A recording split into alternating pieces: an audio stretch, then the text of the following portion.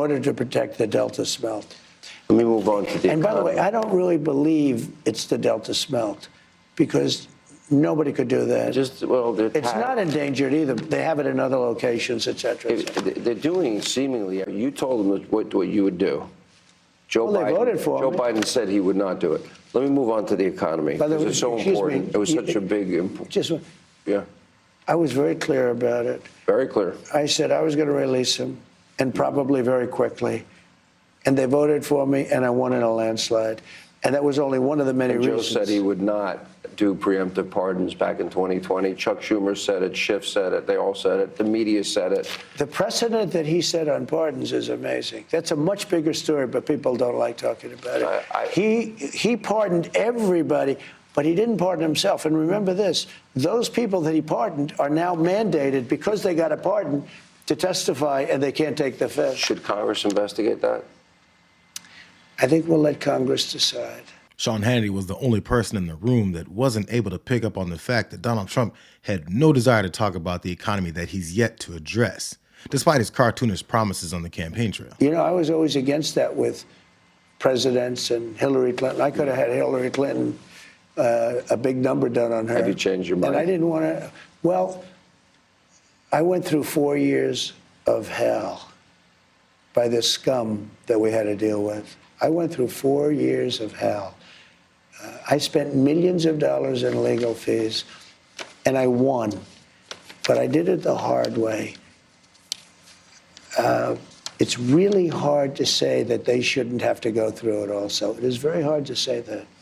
Joe Biden, remember this, Joe Biden got very bad advice because, like he has in everything. Hunter's laptop. He got bad advice on Ukraine. He got bad advice that war should have never started. He got bad advice on Israel. He got bad advice on the way he got out of Afghanistan. We should have gotten out with strength and dignity, not like a bunch of losers. Now, first of all, the way we got out of Afghanistan was the result of Trump's deal with the Taliban. It's been voiced by MAGA allies and opponents.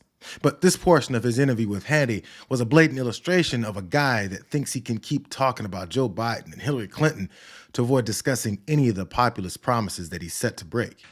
Joe Biden has very bad advisors. Somebody advised Joe Biden to give pardons to everybody but him. They wanted to take care of it. Yeah, but Sean, they wanted to. I don't care.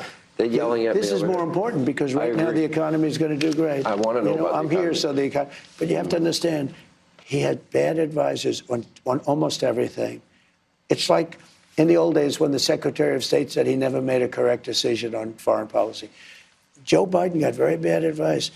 You've been through, you had 2 would-be assassins. The lapdog eventually gave up, but probably didn't realize that the reason the president didn't care about his questions on the economy is because, as he promised, he only wanted them for their votes. We need every voter. I don't care about you. I just want your vote. I don't care.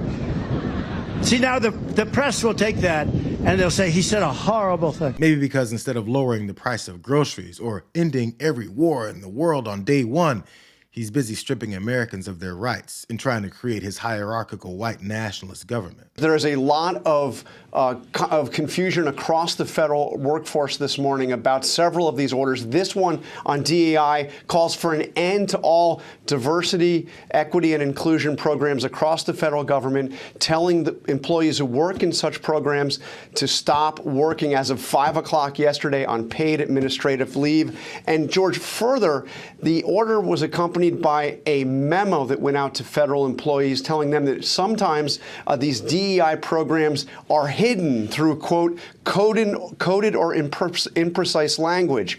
And it directed federal employees to report anybody secretly working on such programs, and that if they do not report such people, they would have adverse consequences.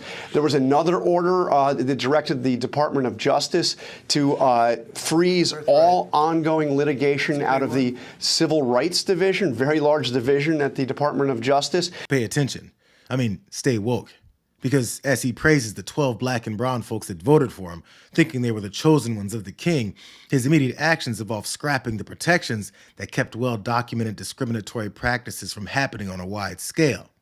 It comes with a very fascist directive to force anyone that's being suspected of the vile act of secretly providing equal opportunities for minorities to be snitched on, or else the observer will face consequences. So are we paying attention?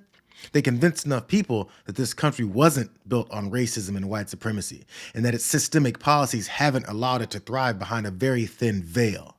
He's just tired of the thin veil. And George, and yet another one, public health agencies that would include the CDC and the FDA have been directed to pause all external communications. This would theoretically include upcoming reports on the bird flu crisis. After hiding knowledge of and refusing any action on COVID during his first term, this guy doesn't want health agencies to let American citizens know anything about deadly sicknesses that could easily infect many people.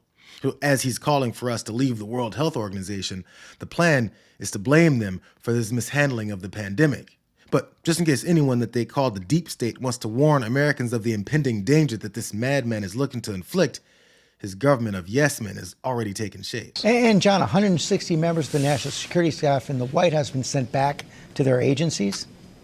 Yeah, this is the new National Security Advisor, Mike Waltz, telling these 160 career employees, many of them who are out of the Department of Defense or the Department of State, not to show up to work. There's going to be a review of all of them, Mike Waltz says, to ensure that they all personnel working in the White House National Security Council support Trump's America First agenda. Really part of this effort to make sure that the White House is staffed thoroughly with loyalists to Donald Trump. These orders and revocations of normalcy designed to protect Americans and provide us with a shot at the opportunity that we've always preached about are only the tip of the iceberg when it comes to the plans that he's carrying out. He repealed Biden-era directives that had expanded healthcare access and options for lower-income and middle-class Americans.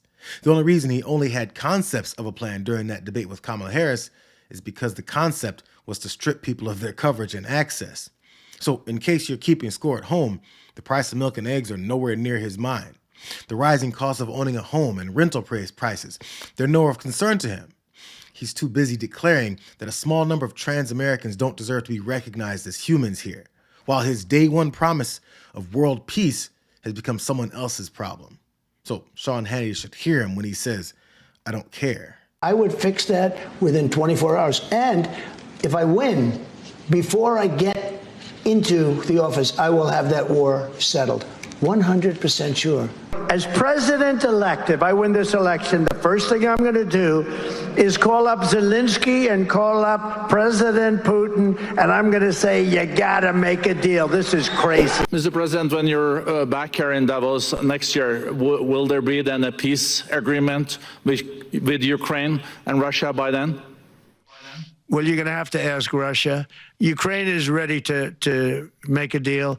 Just so you understand, this is a war that should have never started. If I were president, it would never have started.